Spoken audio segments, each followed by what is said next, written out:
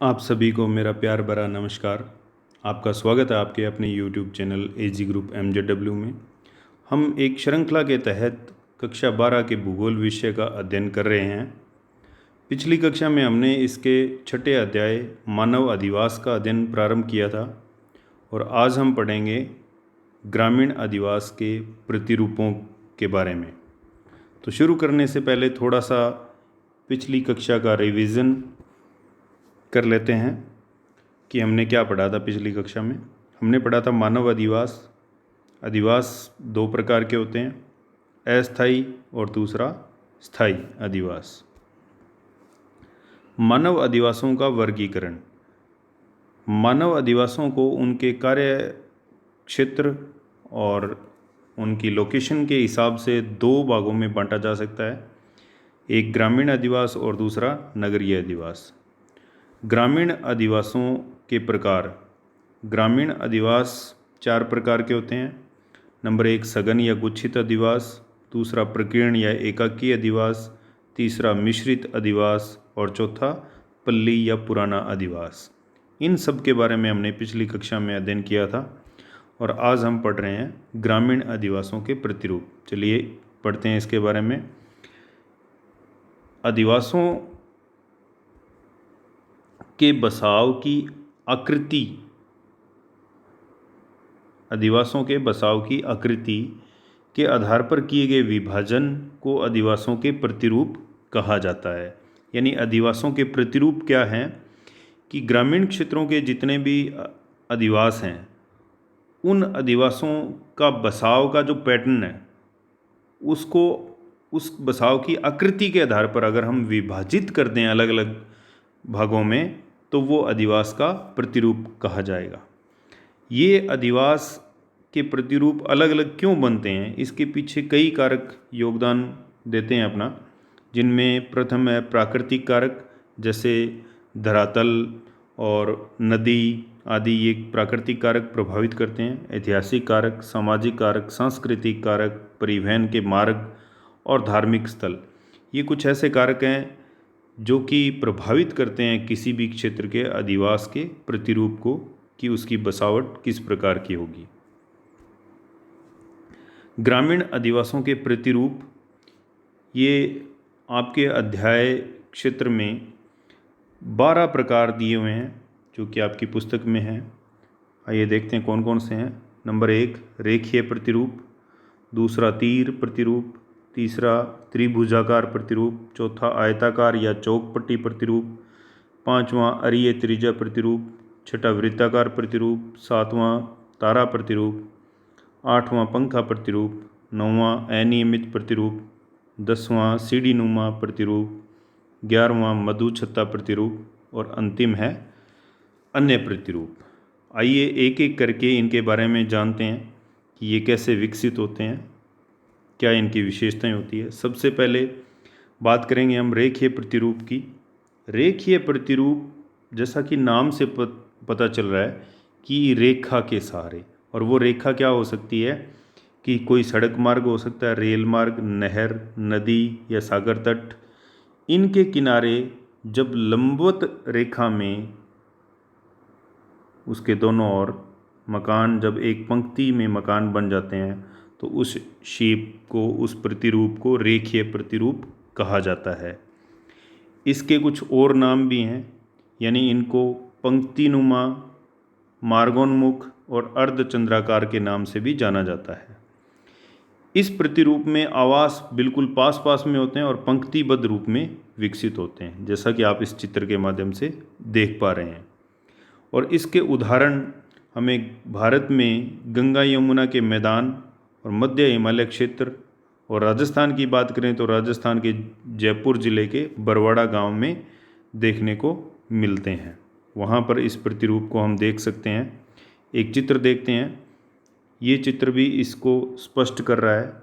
आप देख पा रहे हैं कि ये एक नदी है और एक सड़क भी है यहाँ पे। इसके दोनों ओर एक लंबवत रूप में आप इन अधिवासों को देख पा रहे हैं, एक रेखा के रूप में। यही रेखीय प्रतिरूप कहलाता है। दूसरा प्रतिरूप है तीर प्रतिरूप। इसका निर्माण किसी अंतरीप के शीर्ष पर नदी के विसर्प के सहारे होता है या दोआब के बीच में होता है। यानी एक नदी इधर से आई, एक नदी इधर से आई, इन दोनों के बीच में ये आगे चलकर मिल जाती है। तो यहाँ पर जो अधिवास प्रतिरूप विकसित होंगे वो तीर प्रतिरूप विकसित होंगे, यानी तीर के जैसे देखने में लगते हैं, यही तीर प्रतिरूप होता है। इनके उदाहरण हम दक्षिण भारत में कन्याकुमारी और उड़ीसा में चिल्का झील के तट पर देख सकते हैं। एक चित्र आपके स्क्रीन पर नज़र आ रहा है आपको, इसमें भी तीर प्रतिरूप किस प्रकार से विकसित होता है ये दिखाया गया है। ये दोनों नदियां हैं और इनके बीच में ये क्षेत्र जो है इसमें तीर प्रतिरूप ही विकसित होगा।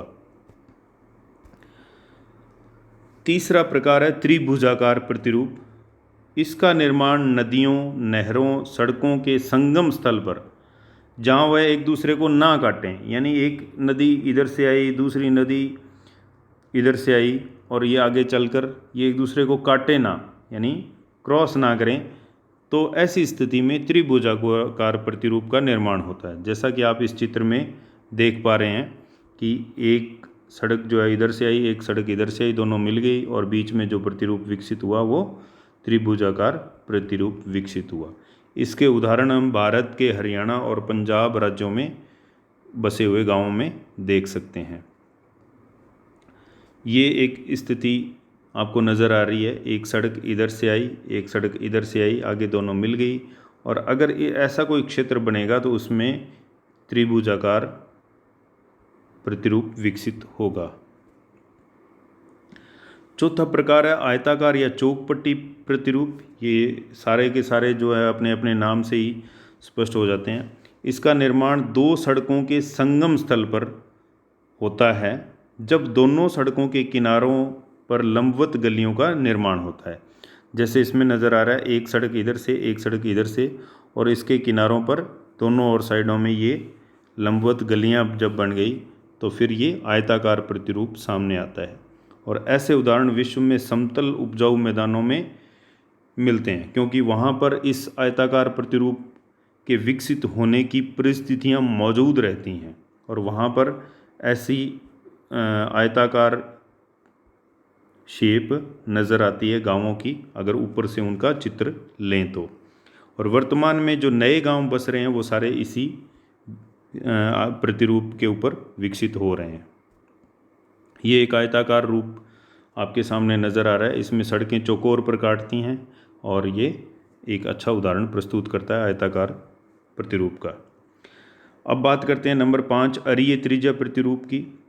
इसका निर्माण तब होता है जब एक स्थान से अनेक दिशाओं में सड़कें आकर मिलती हैं। जैसे एक स्थान हो गया और उसमें इधर से भी सड़क आ गई, इधर से भी आ गई, इधर से भी आ गई, इधर से भी आ गई, अनेक दिशाओं से सड़कें आ गई, जैसा कि आप इस चित्र में देख पा रहे हैं।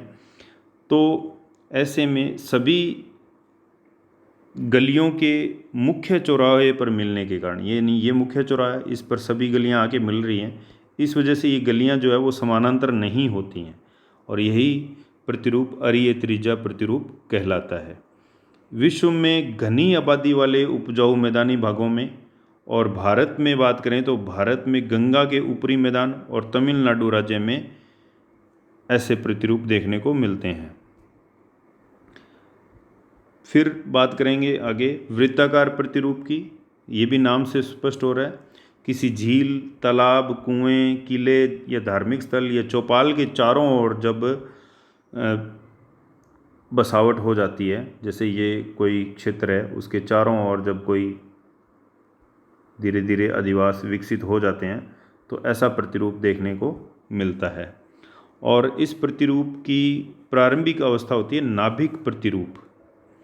ये आपको सामने दिखाई दे रहा है, एक चित्र देखते हैं हम जिससे और अधिक ये स्पष्ट हो पाएगा। ये देखिए आप, इसमें भी वृत्ताकार प्रतिरूप सामने आ रहा है। नंबर 7 पर है तारा प्रतिरूप। इसका निर्माण प्रारंभ में अरीय प्रतिरूप, जिसके बारे में अभी हमने चर्चा की थी कि जिसमें एक स्थान पर विभिन्न स्थानों से आकर गलियां मिलती हैं, तो उसकी बात की थी हमने अभी। तो शुरू में ये अरीय प्रतिरूप ही होता है, लेकिन उसके बाद जब ये बाहर निकलने वाली सड़कें हैं, इनके ऊपर जब अन्य मकान बन जाते हैं तो ये धीरे धीरे तारे की शक्ल ले लेता है और इसकी आकृति तारे जैसी हो जाती है। यही तारा प्रतिरूप कहलाता है। नेक्स्ट, पंखा प्रतिरूप।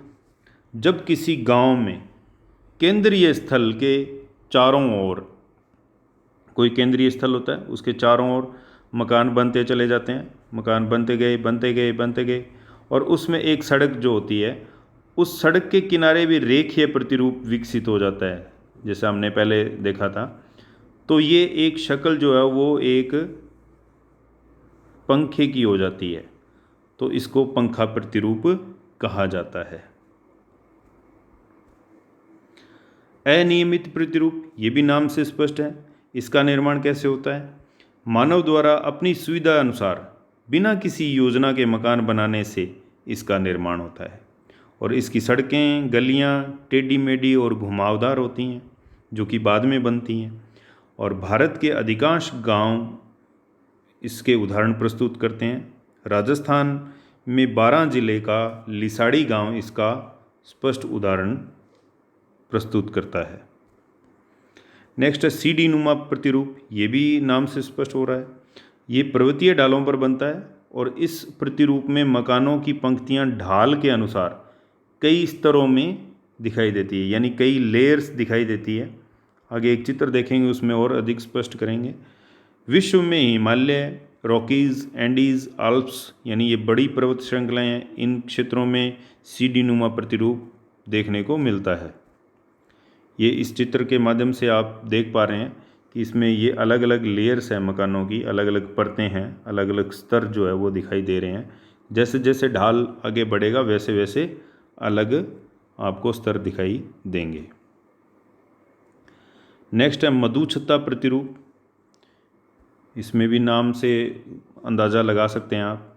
भारत में आदिवासी जनजातियों के गुंबदनुमा पहाड़ झोंपड़ियों के गांव, विशेषकर टोडा जनजाति, और आंध्र प्रदेश के समुद्र तटीय मछुआरों के गांव, और दक्षिण अफ्रीका के जुल्लू लोग इस प्रकार के प्रतिरूप में निवास करते हैं। दूर से देखने पर इस प्रतिरूप की बस्ती, यानी ऊपर दूर से देखें अगर, तो इस प्रतिरूप की बस्ती मधुमक्खी के छत्ते जैसी दिखाई देती है। इसी कारण से इसे मधुमक्खी के छत्ते की शक्ल होने के कारण मधुछत्ता प्रतिरूप बोला जाता है। एक चित्र देखते हैं। ये चित्र जुल्लू जनजाति द्वारा बनाए गए अधिवासों का है, जो कि आप स्क्रीन पर देख पा रहे हैं। आप इन उदाहरणों को भी याद रखेंगे। नेक्स्ट है अन्य प्रतिरूप। कुछ इनके अलावा अन्य प्रतिरूप भी होते हैं, जैसे नाभिकीय या अर्धवृत्ताकार प्रतिरूप। ये भी ग्रामीण क्षेत्र में देखने को मिलते हैं। तो ये थे ग्रामीण अधिवासों के प्रतिरूप। मुझे लगता है कि आपके समझ में आया होगा। अब बात करते हैं ग्रामीण अधिवासों की समस्याओं के बारे में, कि ग्रामीण अधिवास जो होते हैं वो कौन कौन सी समस्याओं का सामना करते हैं। सबसे पहले है आवागमन के साधनों का अभाव। आपको पता है कि ग्रामीण क्षेत्रों में कच्ची सड़कें होती हैं या सड़कों का अभाव होता है वहाँ पर, और ऐसी स्थिति में जो सार्वजनिक परिवहन के साधन हैं उनका भी अभाव यहाँ पर मिलता है। इनको कहीं जाने के लिए व्यक्तिगत साधनों का इस्तेमाल करना पड़ता है, तो ये एक समस्या है। दूसरी समस्या है यहाँ पर स्वच्छ पेयजल का अभाव रहता है, और जिसके कारण इन लोगों को गंभीर बीमारियों का भी सामना करना पड़ता है। तो ये समस्या ग्रामीण अधिवासों की समस्याओं में से एक प्रमुख समस्या है। तीसरी समस्या है स्वास्थ्य सेवाओं का अभाव, यानी ग्रामीण क्षेत्रों में स्वास्थ्य सेवाओं का भी अभाव मिलता है, और लोगों को स्वास्थ्य हेतु या स्वास्थ्य की जांच करवाने या इलाज करवाने हेतु नगरों के ऊपर डिपेंड रहना पड़ता है, और कई बार रास्ते में भी व्यक्तियों की मौत हो जाती है या दुर्घटनाएं घटित हो जाती हैं जब तक कि वो वहाँ पर पहुँचते हैं। तो ऐसी स्थिति में इनको बड़ी समस्याओं का सामना करना पड़ता है। चौथी समस्या है विद्युत आपूर्ति का अभाव। विद्युत आपूर्ति नियमित रूप से ग्रामीण क्षेत्रों में नहीं मिल पाती है, इसका भी बड़ा समस्या इन लोगों के सामने आती है और इनके कृषिगत कार्य और घरेलू कार्य इससे प्रभावित होते हैं। फिर है रोजगार के अवसरों का अभाव। ग्रामीण क्षेत्रों में रोजगार की उपलब्धता भी कम रहती है, बजाय कि अगर हम बात करें तो नगरों के, तो इन लोगों को नगरों में जाकर वहाँ पर रोजगार की अवसर लेने पड़ते हैं और ऐसी स्थिति में ये नरकीय जीवन का भोग करते हैं। यहाँ पर कई प्रकार की बेरोजगारी सामने आती है कि सीजनेबल काम होता है, यहाँ पर साल भर पूरे इनको काम नहीं मिलता है, तो ऐसी स्थिति में यहाँ पर इनको समस्याओं का सामना करना पड़ता है। नेक्स्ट समस्या है सूचना तकनीक व दूरभाष सुविधाओं का अभाव। इंटरनेट आदि इन सुविधाओं का ग्रामीण क्षेत्रों में अभाव रहता है। सूचनाएं और दूरभाष सुविधाएं अच्छी तरह से विकसित नहीं हो पाती हैं। और अंतिम समस्या उच्च एवं तकनीकी शिक्षा संसाधनों का अभाव। उच्च शिक्षा के लिए और तकनीकी शिक्षा के लिए ग्रामीण क्षेत्रों के लोगों को नगरों की ओर जाना पड़ता है, इससे भी ये समस्याग्रस्त रहते हैं। तो ये थी सारी ग्रामीण अधिवासियों की समस्याएं। मुझे उम्मीद है कि आपको ये क्लास अच्छे से पसंद आई होगी और आपने इसको एंजॉय किया होगा और इससे आपकी परीक्षा की तैयारी भी हो पाएगी। अगली कक्षा में हम बात करेंगे नगरीय अधिवासियों के ऊपर। और अगर अभी तक भी आपने इस चैनल को सब्सक्राइब नहीं किया है तो इसको सब्सक्राइब कर लीजिए और नोटिफिकेशन बेल भी ऑन कर लीजिए, ताकि आपको सारी वीडियो की सूचनाएं या अन्य सूचनाएं वह सही समय पर मिल सकें।